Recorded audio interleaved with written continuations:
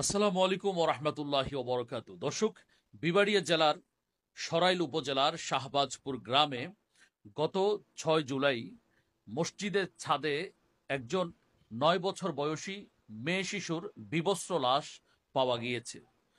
উক্ত লাশকে কেন্দ্র করে ইতোমধ্যে পুলিশ মসজিদটির ইমাম এবং মুয়াজ্জিনকে গ্রেপ্তার করেছে এবং আজকে আমরা জানতে পেরেছি তাদেরকে রিমান্ডে নেওয়া হয়েছে দুদিনের জন্যে।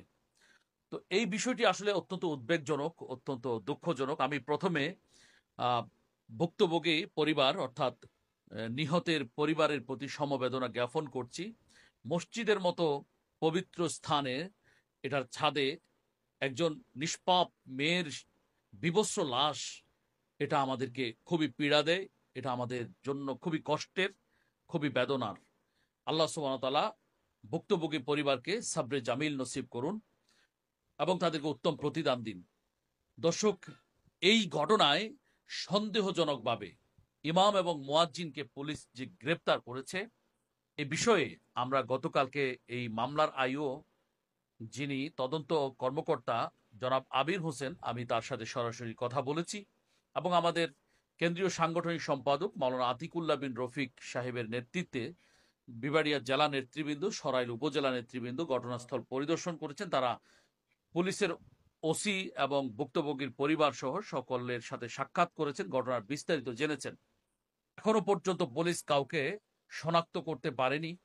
তবে মামলার আইও যিনি জনাব আবির, তিনি আমাকে বলেছেন যে আমরা যখন জিজ্ঞেস করেছি কেন সন্দেহজনকভাবে ইমাম মুয়াজ্জিনকে গ্রেপ্তার করা হয়েছে, তখন তিনি বললেন যে তাদের ডিএনএ টেস্টের জন্য তাদেরকে পুলিশ হেফাজতে রাখা হয়েছে।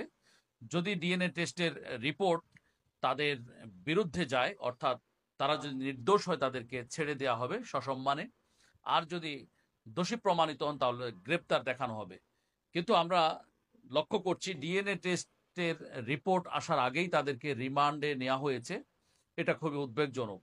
সন্দেহজনক আসামিকে যদি আপনি রিমান্ডে নিতে হয়, তাহলে আইনের ধারায় যদিও সেটার অপরচুনিটি রয়েছে, কিন্তু এখানে আমাদের যে বক্তব্য, সে বক্তব্য হচ্ছে যদি সন্দেহজনকভাবে মসজিদের দায়িত্বশীল হিসেবে ইমাম মুয়াজ্জিনকে উক্ত ঘটনায় গ্রেপ্তার দেখানো হয়, তবে আমি মনে করি তিনজন গুরুত্বপূর্ণ ব্যক্তিকেও গ্রেপ্তার দেখানো উচিত ছিল পুলিশের। একজন মসজিদটির সভাপতি, দ্বিতীয় জন মসজিদের সেক্রেটারি, তৃতীয় জন হলেন মসজিদের কেশিয়ার।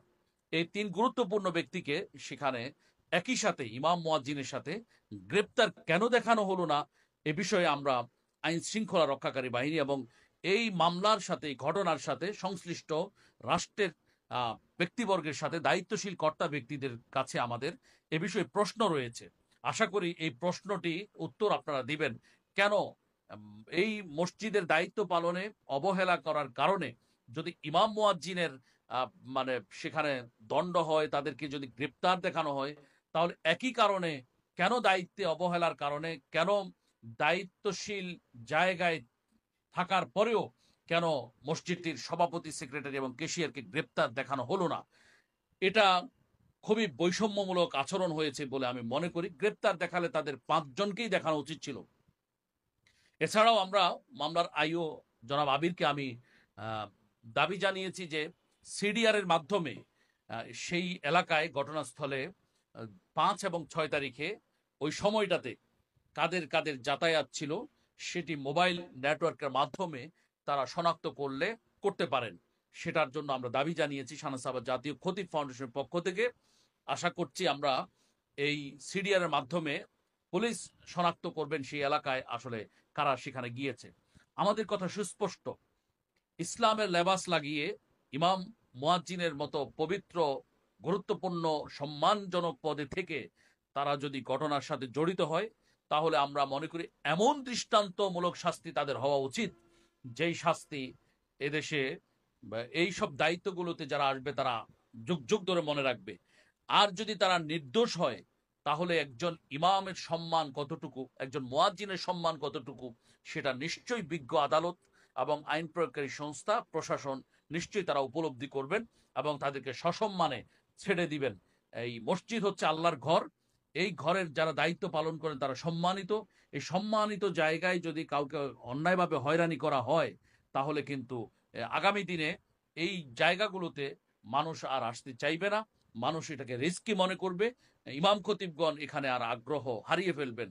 তাহলে আমাদের সবচেয়ে বড় ইবাদত নামাজের মতো বিষয়ে আমাদের কিন্তু অনেক, আমরা মানে খুবই খারাপ একটা সিচুয়েশনে পড়ে যাব।